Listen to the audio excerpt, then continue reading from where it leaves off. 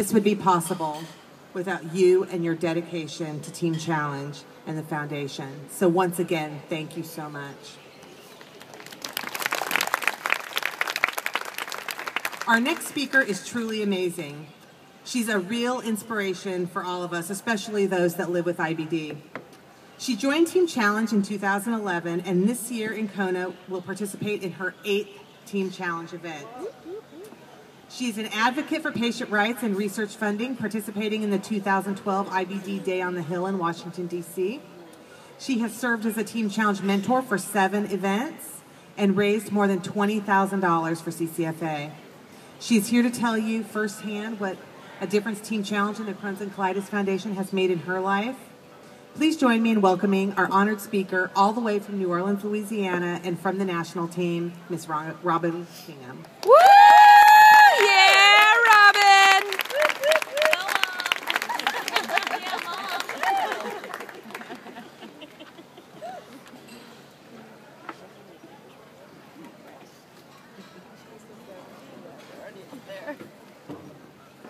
Aloha, everybody. Aloha. Since last week when I was asked to give the speech, I've taken notes and notes and notes and rewritten it like 3 times. So I decided to scrap that too. I was diagnosed with ulcerative colitis in 1999. At the time, I had a 3-year-old and a baby. I was working full-time. I was going to school full-time. And my husband was out of town. He just got a new job for like 6 weeks. And that's about how long it took me to get hospitalized, 6 weeks. I'm pretty hard-headed, so I just thought, I'm not feeling good. It's a stomach flu, I have a virus, I got food poisoning. I just kept, week after week, making up excuses for why I wasn't feeling good. And my sister, my big sister, came up to me one day and said, if you don't go to the hospital, I'm taking you to the emergency room. So you've got a choice. You can go today, or I'm taking you. Thank God for big sisters. I took my kids to daycare, and I told the daycare provider, I'm not going to work today. I'm going to the hospital. So I'll keep you posted. I don't know who's picking up my kids today. After a couple hours in the emergency room, they had no idea what was wrong with me. You're fine. All your tests came back great, but we're going to send you to a GI. When I went to see him, I couldn't get a colonoscopy for a week. So that last week, before I got my colonoscopy, I got worse exponentially. It wasn't just I felt a little bit worse every day. It was, by the time I went to the hospital for my colonoscopy, my sister had to roll me in a wheelchair. I couldn't walk in myself. I had lost probably 45 pounds in 6 weeks and over half of the blood in my body. My sister told me later, those of you who've had lovely, lovely colonoscopies, you know that you don't really go under. You're kind of half in and half out. Well, I was so weak, I was out. So the doctor gave my results to my sister, and he told her, this is the sickest little girl that I've ever seen. And at that time, he'd probably been practicing medicine longer than I'd been alive. I was 25 years old. So he gave me all these meds and sent me home and said, come back and see me a week. And needless to say, nothing was digested. The pills that went in were the pills that came out. So by the time I got back to see him again, same thing, I couldn't walk. My sister had to help me in, and he immediately admitted me to the hospital. I had to call my husband, who was 6 hours away, out of town still, and say, can you call your mom to come get the girls? They're admitting me to the hospital. He didn't even know how sick I was because he hadn't been home. So the doctor's like, we're going to just give you an IV, give you some steroids, be a week, you're going to go home. I didn't even tell my parents I was being admitted into the hospital because I thought, 1 week, what's that? No big deal. So a week later, I get my next colonoscopy, and my GI says, there's no improvement. We're calling in a surgical consult. The surgeon came in.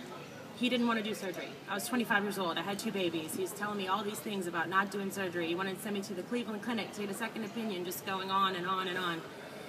And I finally just looked at him in the face and said, are you going to let me die, or are you going to do surgery? And he was speechless. And about 3 days later, he added me to the end of his surgery schedule.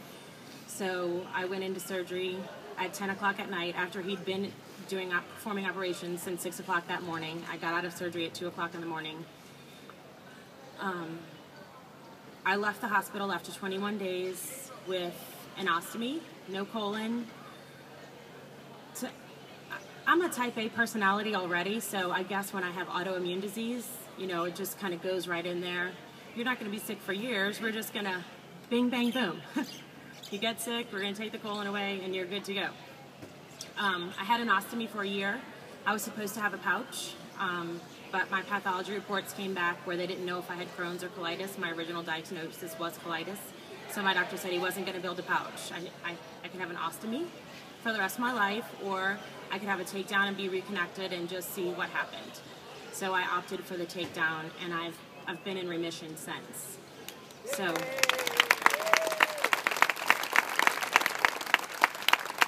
he told me I was going to be on medication for the rest of my life so that I wasn't going to the bathroom all the time, because I have a poop chute.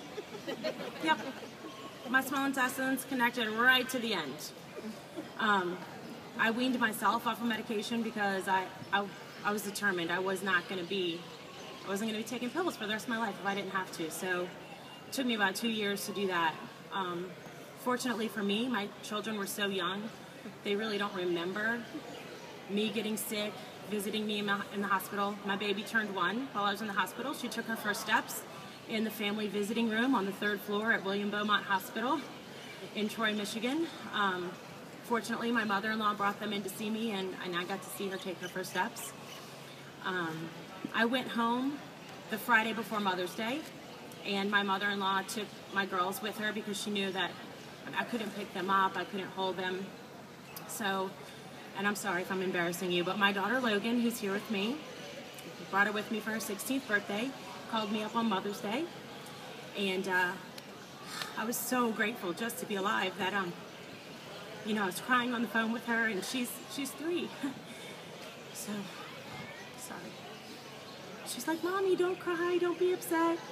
She has no idea, she's like, let's sing a song. So my 3-year-old is singing You Are My Sunshine to me on Mother's Day. Well, I'm at home. I just got out of the hospital after thinking that I was going to die. It took me 10 years before I found Team Challenge. And I had just moved from New Orleans to West Texas, Midland, Texas. And one of my friends there knew someone from San Diego, TJ and Brooke.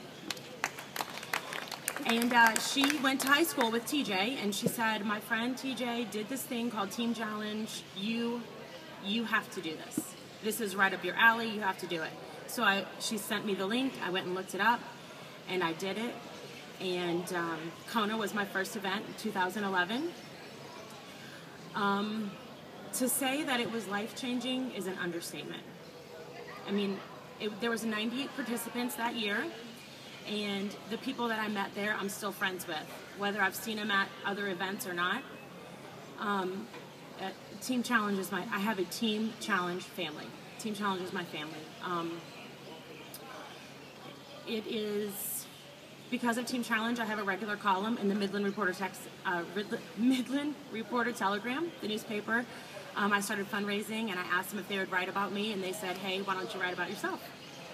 So every Sunday in the paper, there's a column about Team Challenge or Crohn's and colitis or how to fundraise, or, hey, I'm having trouble fundraising, why don't you give me some pointers? I mean, anything that I can think of. Now that I don't live in Midland anymore, I moved back to New Orleans, they still say, hey, are you going to submit a column? So that's pretty cool. I can say I'm published, right? Yeah. This year this is my 3rd time in Kona.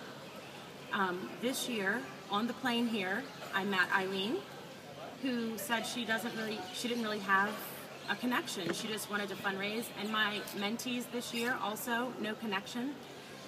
That amazes me. I am so honored to know you and to be sitting at the table with you. And I hope that being involved in Team Challenge has been a positive thing for you and has been life-changing for you as well. Mahalo to everyone for fundraising, raising awareness, which is the most important thing. And I know y'all are going to rock the rock tomorrow. Thanks.